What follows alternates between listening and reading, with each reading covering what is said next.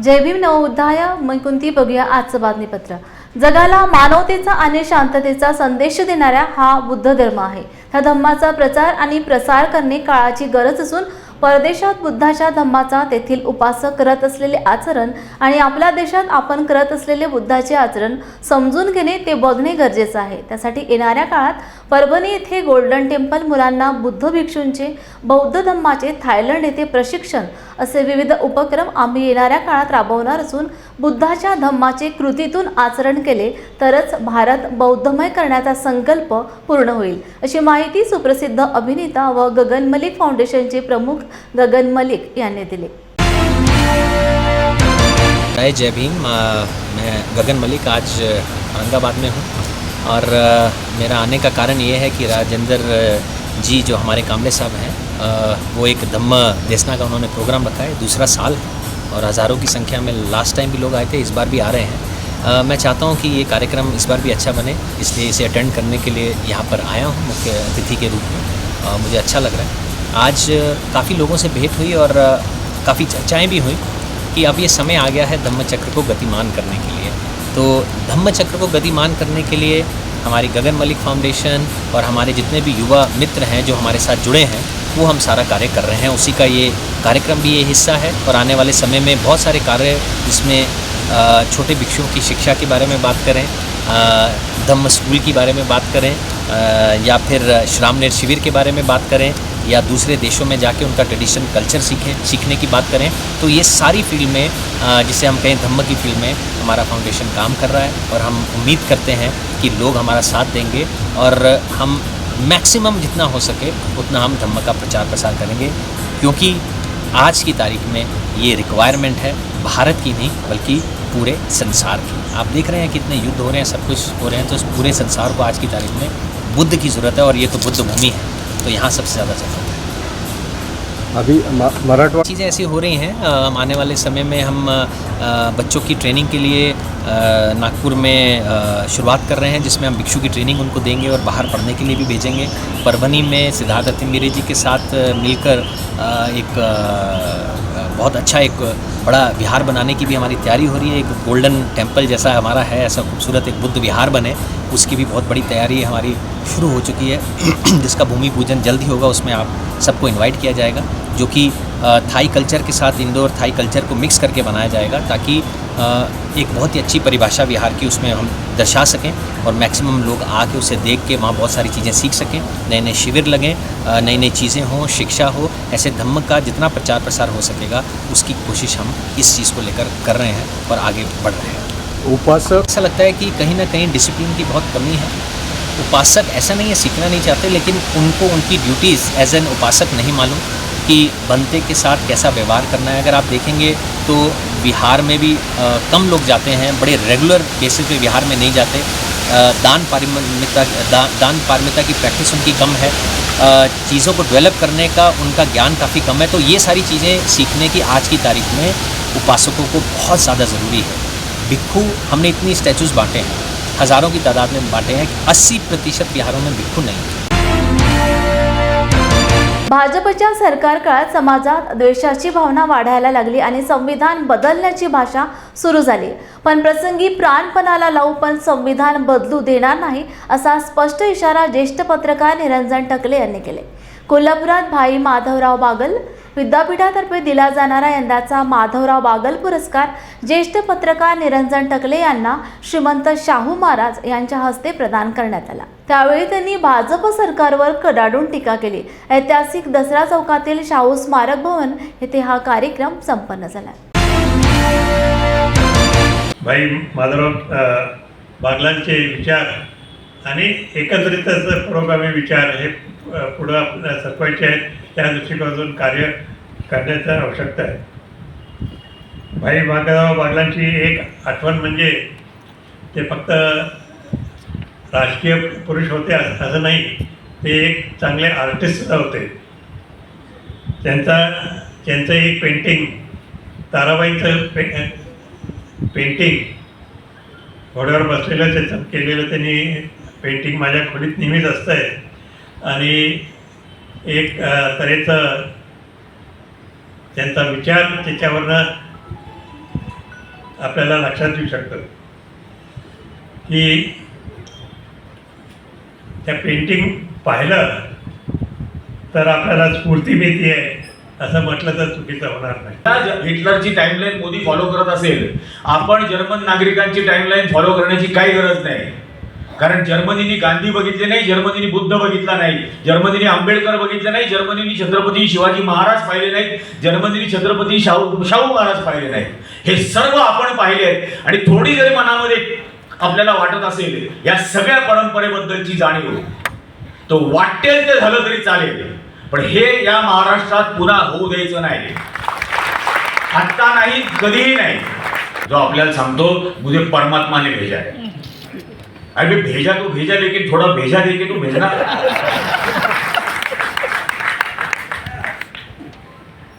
ही कोणत्या थराची जाते? वैज्ञानिक दृष्टिकोन वाढवणं हे या देशातल्या नागरिकाचं कर्तव्य आहे, मूलभूत संविधानात्मक कर्तव्य आहे. हे वैज्ञानिक दृष्टिकोन वाढवणारं वक्तव्य आहे. मुझे परमात्मा ने भेजा है. मणिपूरचं काय झालं? एवढं सगळं मछली, मटण, मुसलमान, मंगळसूत्र, म्हैस सगळं बोलून झालं. मणिपूरने आठवला म वरून, सगळ्या मच्या बाराखडीतच जर अडकायचं तर त्या मणिपूरमध्ये महिलांची रस्त्यावरून धिंड काढली जात होती. आज 14 महिने झाले त्या मणिपूरमधल्या सुरू झालेल्या दंगलीला आणि हत्याकांडाला. याला 1 तास मणिपूरमध्ये जावंसं वाटलं नाही. हा लक्षद्वीपवरती हातात लॅपटॉप घेऊन फिरतो बीचवरती. कोण जातं बीचवर लॅपटॉप घेऊन खिशात बंगलेमध्ये? कशा प्रकारच्या मुलाखती देत होते आता संपूर्ण निवडणुकीच्या दरम्यान? पहिल्यांदा प्रचार खूप सुरू केला होता, अबकी बार 400 पार. मग काय म्हणायला लागले?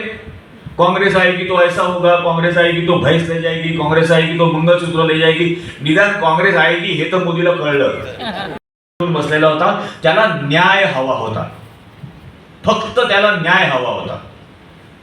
आणि त्याच्या बाबतीत या दिल्लीतल्या असलेल्या नरेंद्र मोदींच्या उन्मत्त सरकारने काय काय केलं हे आपण त्यावेळेला पाहिलं. रस्त्यामध्ये खिळे ठोकले, अश्रुधुराचे फवारे मारले, अश्रुधुराच्या कांड्या मारल्या, पाण्याचे फवारे मारले, पेलेट गन्सनी फायरिंग केलं, लाठीचार्ज केला, हे सर्व केलं. आणि आज हा माणूस सांगतो मला परमात्म्याने पाठवलंय, माझा बायोलॉजिकल जन्म नाही. म्हणजे हा इलॉजिकल आहे हे माहिती होतं, हा बायोलॉजिकल पण नाहीये हे यांनी सांगितलं. आणि आता परमात्म्याने पाठवलं, मग काय डाउनलोड करून घेतला तुला? आणि परमात्म्याने पाठवलं तर तुझ्या राज्याच्या राजधानीच्या सीमेवरती 750 शेतकरी तडफडून मरतायत, तेव्हा तुझा परमेश्वर कुठे गेला होता? ज्या वेळेला तुझ्या देशामध्ये 50 लाख लोक ऑक्सिजन मिळत नाही, हॉस्पिटलचा बेड मिळत नाही म्हणून तडफडून मरत होते, नदीच्या किनाऱ्यावरती प्रेतांची रांग लागलेली होती, त्यावेळेला याच्यातला परमात्मा झोपलेला होता. या संपूर्ण निवडणुकीच्या प्रचाराच्या दरम्यान ज्या पद्धतीचा प्रचार झालेला आहे, तुम्ही कल्पना करून पहा, एका देशाचा पंतप्रधान असं बोलतो. महावितरणची मंजुरी नसताना प्राधिकरण अतिरिक्त कार्यकारी अभियंता आणि तळवडे शाखा अभियंता यांनी संगनमताने भ्रष्टाचार करीत 40 घरगुती व व्यापारी वीज जोड देऊन त्यापोटी प्रति कनेक्शन निर्धारित रक्कम भरून न घेता कमी शुल्कात वीज जोड दिले आणि अधिकारी शाखा अभियंत्यांनी संगनमताने महावितरणचे आर्थिक नुकसान केले. या प्रकरणाची उच्चस्तरीय चौकशी करून दोषी अधिकारी व अभियंते यांच्यावर फौजदारी खटले दाखल करावेत अशी मागणी पिंपरी चिंचवड इलेक्ट्रिकल कॉन्ट्रॅक्टर असोसिएशनच्या वतीने महावितरणकडे केली आहे. आम्ही सर्व ठेकेदार आहोत या ठिकाणी आणि प्राधिकरण उपविभागातील तळवडे शाखेचे रमाकांत गर्जे यांचं परवा अवैधरित काम केलं म्हणून महावितरणने त्यांचं निलंबन केलं होतं. त्या संदर्भात भोसरीमधील सर्व इंजिनियर्स हे कार्यकारी अभियंता अतुल देवकर साहेब यांच्या केबिनमध्ये सकाळपासून बसलेले आहेत आणि कुठलंच काम कुठल्याच सेक्शनला कुठल्या सब डिव्हिजनला होत नाही याची विचारणा करण्यासाठी कुठलाच अधिकारी नाही म्हणून आम्ही भोसरी येथे आले असता या आम्हाला कळालं की हे सकाळी 10 वाजल्यापासून संध्याकाळी 6 वाजेपर्यंत या ठिकाणी बसलेले होते आणि ही गोष्ट अवैधरित्या आज ही लोक इथं बसलेली आहेत. ज्या इंजिनियरवर आज निलंबनाची कारवाई झाली त्याचे सगळे पुरावे सापडले म्हणूनच ही कारवाई झालेली आहे. ज्यानं कंपनीचं 5 लाखाचं नुकसान केलेलं आहे, अशावर कारवाई केल्यानंतर हे सर्व जे अभियंते आहेत, कुठल्या नैतिकतेने इथं बसले याचा जाब देखील आम्ही इथल्या कार्यकारी अभियंत्यांना विचारलं. अडचण अशी होती की यांनी कार्यकारी अभियंता यांच्या केबिनमध्ये बसून त्यांनासुद्धा बाहेर जाण्यास मज्जाव केला होता. आमचा फोन झाल्यानंतर वरिष्ठ कार्यालयाशी माझं बोलणं झाल्यानंतर या कार्यालयाचे कार्यकारी अभियंता देवकर हे खाली आले, पण ते केबिनमध्ये नाही बोलू शकले. आणि आता आमचं याच्यासाठी अशीच आहे की लोकशाही पद्धतीने आम्ही हा जो भ्रष्टाचार उघडकीस आणला आहे आणि या ठिकाणी कार्यकारी अभियंता यांनी फक्त रमाकांत गर्जे यांच्यावरच कारवाई केली आहे, परंतु दुसऱ्या केसमध्ये देखील ते चालढकल करत आहेत. त्या ठिकाणी त्यांच्या अतिरिक्त कार्यकारी अभियंता हंचाटे मॅडम असतील किंवा शिंदे म्हणून सहाय्यक अभियंता ऑफिसचे, या दोघांवर देखील कारवाई होणं गरजेचं आहे. तसेच याच्यात त्यांनी खरं तर त्वरित FIR दाखल केला पाहिजे होता. आज जी सर्वसामान्य जनता आहे ही वीज दरवाढीच्या बोजाने दबलेली आहे. हे महावितरण प्रत्येक वेळेला सांगतं की आमच्याकडे पैसे नाहीत, परंतु हे स्वतःच लोक या महसुलावर दरोडा टाकत आहेत. याच्यामुळं आम्ही यांनी जर काही कारवाई 2 दिवसात नाही केली तर आम्ही मुंबईला डायरेक्टर ऑफ प्रोजेक्ट संचालन भादीकर साहेब आणि मुख्य व्यवस्थापकीय संचालक विजय सिंगल यांची देखील या आठवड्यात भेट घेणार आहोत. आणि जर त्यांनी यांच्यावर लगेचच कारवाई किंवा FIR दाखल केला नाही तर आम्ही आंदोलन तर करूच, त्याचबरोबर कोर्टात देखील याबद्दल आम्ही दाद मागू.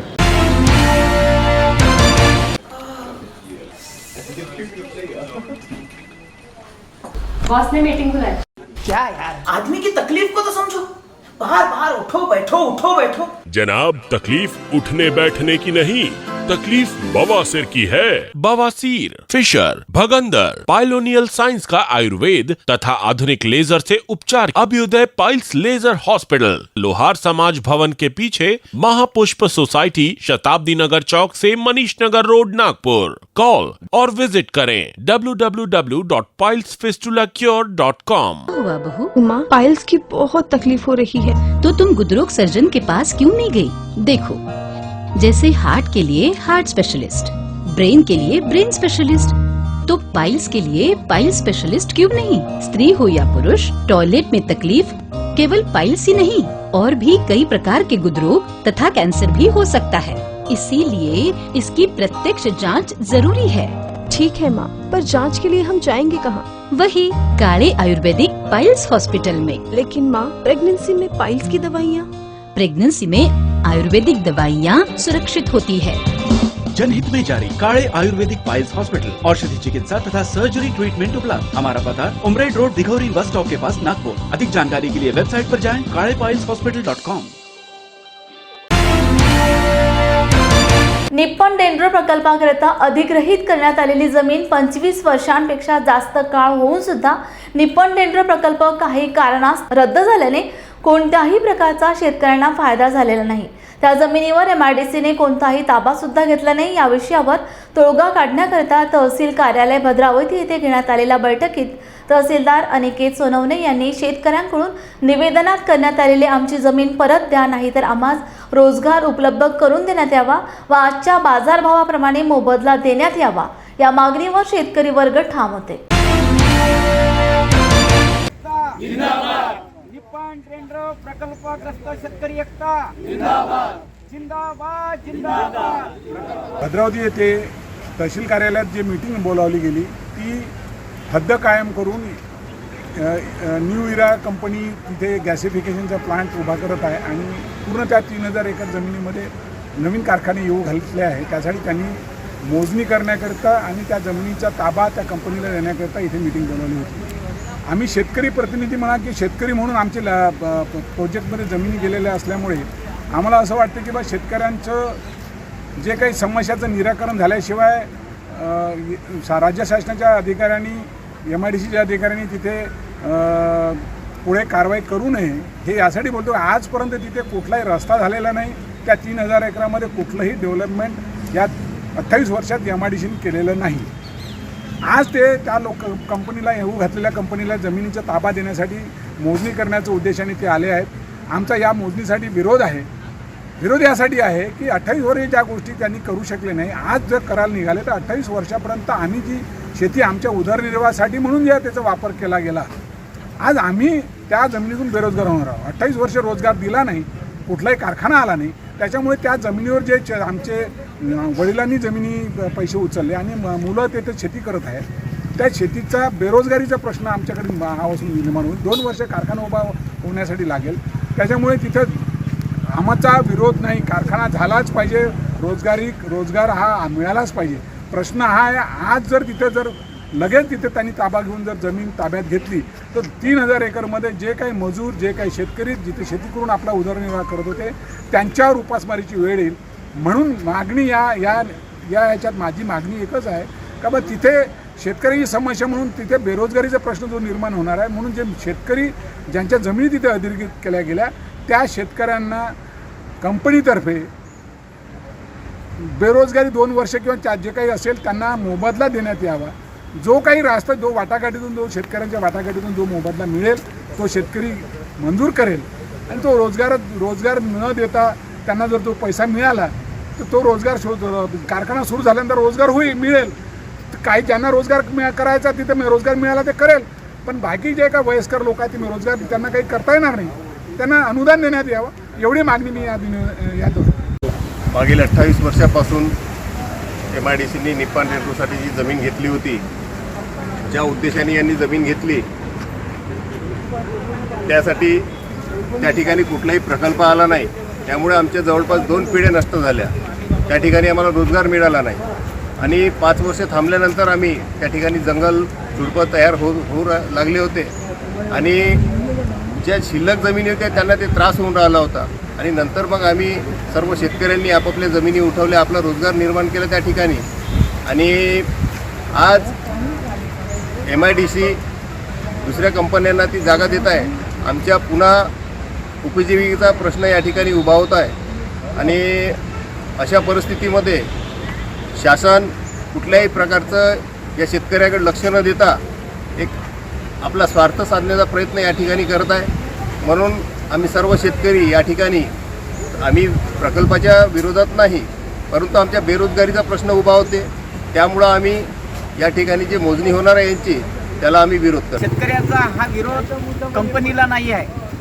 शेतकऱ्याचा मागणी झाली पाहिजे आणि कंपनी आली पाहिजे आणि बेकारी दूर झालेली पाहिजे. परंतु सरकारने 28 वर्ष या जमिनीवर काही MIDC यानुसार काही केलेलं नाही आहे आणि आम्ही ते जमीन आता पाहून राहिलेलो आहोत आणि म्हणून ह्या जमिनीचा मोबदला, नोकरी, बाजारभावाप्रमाणे पैसे देण्यात यावं आणि म्हणून पहिले ही मागणी करत आहोत आणि त्याच्यानंतरच मोजी करावं अशी शासनाला मी विनंती करीत आहोत.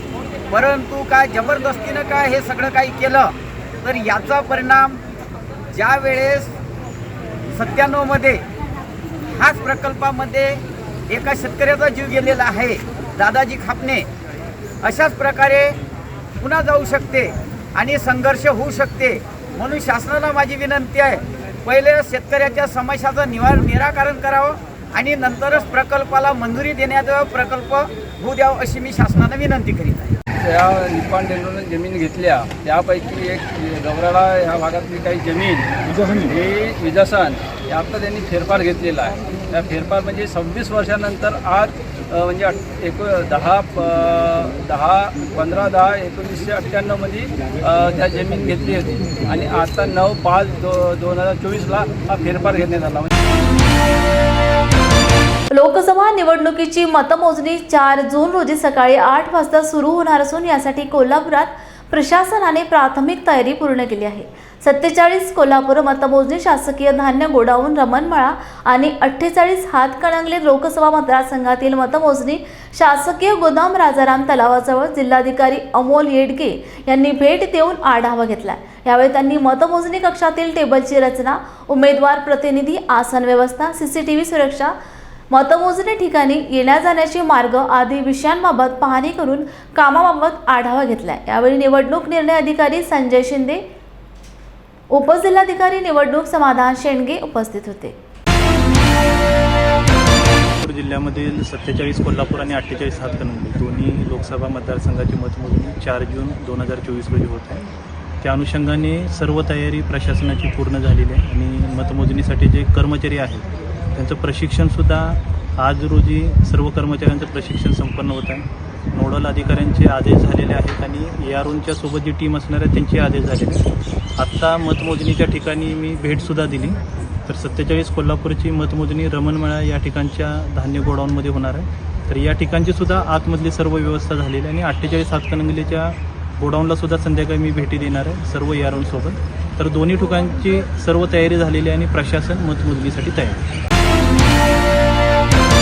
रामदेववाडी तालुका जळगाव येथील कोरोना योद्धा आशा वर्कर वत्सला सरदार चव्हाण वय 27 वर्ष, मुलगा सोहम वय 8 वर्ष, मुलगा सोमेश वय 2 वर्ष, भाचा लक्ष्मण नाईक वय 17 वर्ष यांना 7 मे रोजी अज्ञात कार चालकाने गाडीखाली चिरडून टाकले. या चौघांचा मृत्यू झालाय, मात्र अद्याप अटक करण्यात आलेली नाही. त्यांना त्वरित अटक करण्यात यावी व कठोर शिक्षा व्हावी. राजकीय दबावाला बळी न पडता त्वरित कारवाई करावी अशी मागणी मुख्यमंत्री, उपमुख्यमंत्री, गृहमंत्री व सार्वजनिक आरोग्य मंत्री यांच्या नावाने जिल्हाधिकारी, जिल्हा परिषदेचे मुख्य कार्यकारी अधिकारी व जिल्हा आरोग्य अधिकारी यांच्या मार्फत देण्यात आले. जळगाव जिल्ह्यातील रामदेववाडी येथे वत्सलाताई चव्हाण जी आशा वर्कर आहे, तिचा 8 वर्षाचा मुलगा, त्या मुलासह 4 लोक त्या ठिकाणी त्यांच्यावरती कार चालकांनी कार चढवून त्यांचा मृत्युमुखी त्या ठिकाणी त्यांना व्हावं लागलं.